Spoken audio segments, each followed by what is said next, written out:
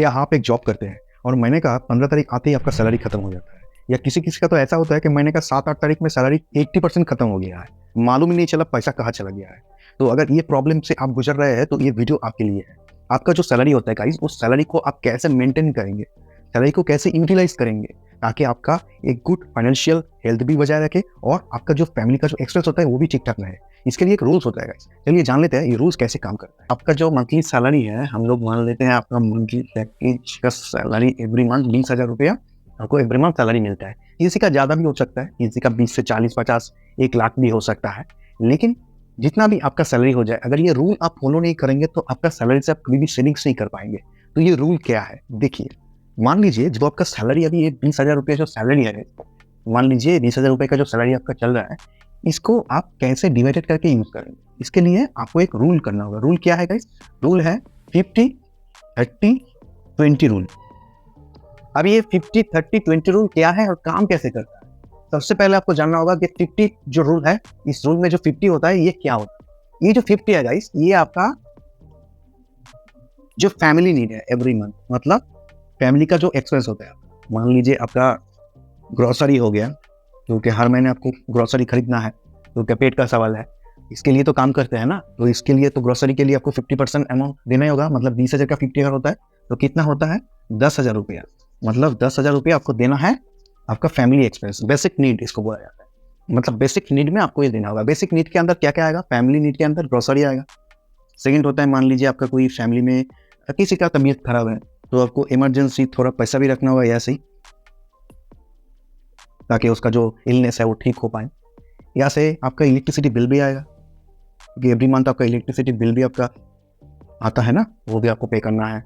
मान लीजिए आपका हाउस का कोई रेंट चलता है, रेंट आपका यहाँ से जाएगा। या मान लीजिए आपका हाउस का मेंटेनेंस है, मेंटेनेंस में आपको ऐसे ही ऐड करना होगा, मेंटेनेंस चार्ज वो भी ऐसे जाएगा। ये आ गया आपका 50 रूल के अंदर। इसके 50 के अंदर ये आएगा। अभी 30 क्या है? हम लोग इनकम करते हैं, जॉब करते हैं, 9 to 10, 9 to 5 जो भी जॉब करते हैं, मन लगे या ना लगे करना पड़ता है, क्योंकि फैमिली चलाना है तो इसके लिए करते हैं। तो ये जो 30 है, ये 30 क्या है?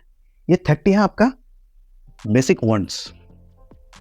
बेसिक वांट्स क्या होता है गाइस? मान लीजिए आपको एक नया शूज चाहिए, जूता, आपका नया जूता चाहिए, आपका जूता टूट गया है, नया एक लेना है, ऑफिस के लिए लेना है, वो लेना है।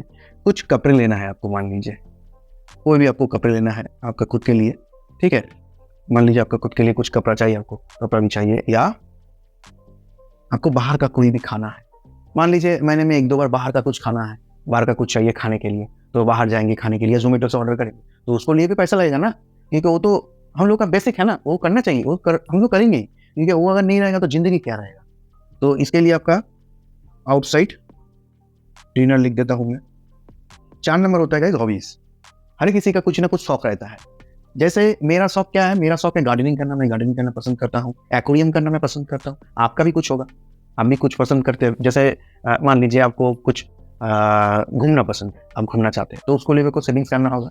तो ये जो 30 वाला जो है, यहाँ से आपको वो पैसा सेविंग्स करके रखना होगा। ये 5 महीने में 6 महीने में आप एक बार घूमने जाएंगे। तो मैं यहाँ पे हॉबीज भी लिख देता हूँ,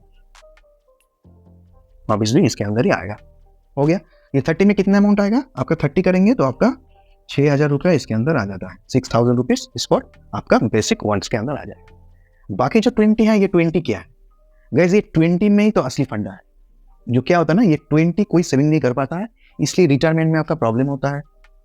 इमरजेंसी कुछ पैसा चाहिए, प्रॉब्लम होगा। नौकरी चला जाएगा, प्रॉब्लम होगा। कुछ में भी प्रॉब्लम होगा। ये 20 मेन है। ये तो है ही, लेकिन सबसे ज्यादा मेन ये है। अभी इसके अंदर क्या आएगा? ये 20 है क्या? ये 20 है गाइस आपका मोटा मोटी एक सेविंग्स।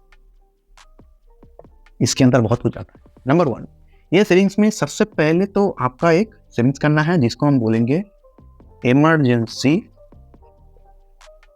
Liquid fund. ये इमरजेंसी लिक्विड फंड है क्या? ये जो 20 है, अगर 20,000 का 20 करेंगे तो ये आता है 4,000। मान लीजिए ऐसे लॉकडाउन आया था, लॉकडाउन में बहुत एम्प्लॉय का नौकरी चला गया, या आपका कोई दुकान था, दुकान बंद हो गया है, कोई बिजनेस था, बिजनेस ठप हो गया है। तो ये जो 4,000 करके जो आपके पास आ रहा है गाइस, ये जो आप सेविंग्स करके यहाँ से बाहर निकल रहे हैं 4,000, इसको खर्चा नहीं करना। इसको पहला तो 6 to 12 मंथ्स इसको सेविंग्स करके रखना है। 6 to 12 मंथ्स 6 to 12 मंथ्स अगर करेंगे, मैं 12 मंथ्स ही पकड़ लेता हूँ, अगर 12 मंथ्स करेंगे तो कितना होता है 48K। 48K अगर होता है, ये 48K रहेगा आपका इमरजेंसी। कभी भी कुछ प्रॉब्लम हो जाए, मेरा 2-3 महीना इस अमाउंट से मेरा गुजारा हो जाए, कुछ भी हो जाए ज़िंदगी में, ये अमाउंट आपको गुजारा कर देगा। अगर कुछ अचानक से कुछ पैसा का रिक्वायरमेंट है, या आपको इमरजेंसी फंड का रिक्वायरमेंट है, किसी का घर में बहुत तबीयत खराब है, पैसा चाहिए, ये आपको हेल्प करेगा। ये कम नहीं होने देना है, इसको बढ़ाइए और भी बढ़ाइए। 48K है, उसको और भी बढ़ाइए। मिनिमम 2 साल का अमाउंट यहाँ पे जोड़ के रखिए, ये मेरा इमरजेंसी अमाउंट है। अभी क्या है, अभी इसके बाद यहाँ पे आएगा नंबर 2। मान लीजिए आपका घर में कोई स्टूडेंट है, उनका स्टडी चल रहा है, हायर स्टडी चल रहा है, तो उनका एक लोन भी है, स्टूडेंट लोन, ठीक है। आपका किसी भी डेप्थ होगा, किसी भी लोन वगैरह होगा, आपको ऐसे थोड़ा थोड़ा करके पे कर देना। इस अमाउंट से पे करेंगे, जो बचेगा उसको लिक्विड फंड में, इमरजेंसी लिक्विड फंड में ऐड करते रहेंगे। इसका ऊपर में और एक डिटेल वीडियो है, इसको और अच्छी तरह से कैसे यूटिलाइज किया जाता है उसके लिए मैं और एक वीडियो लाऊंगा। तो अभी फिलहाल यही समझिए कि आपका जो सैलरी है उसको डिवाइडेड करिए, 50-30-20 में डिवाइडेड करिए। 50 को एक पार्ट में रखिए, 30 को एक पार्ट में रखिए, 20 को एक पार्ट में रखिए। तीनों पार्ट में आपका सैलरी का यूटिलाइज करिए। देखिए आपका सैलरी खत्म नहीं होगा, पूरा मंथ चलेगा आपका। जैसे आपका जो प्रॉब्लम होता था, महीने का मान लीजिए 10 तारीख 15 तारीख में सैलरी खत्म हो जाता था, फिर प्रॉब्लम हो जाता था, जो आपका सेविंग्स था वहाँ से आपको अमाउंट लेना पड़ता था, अभी वो प्रॉब्लम नहीं रहेगा, पूरा मंथ आपका सैलरी से हो जाएगा।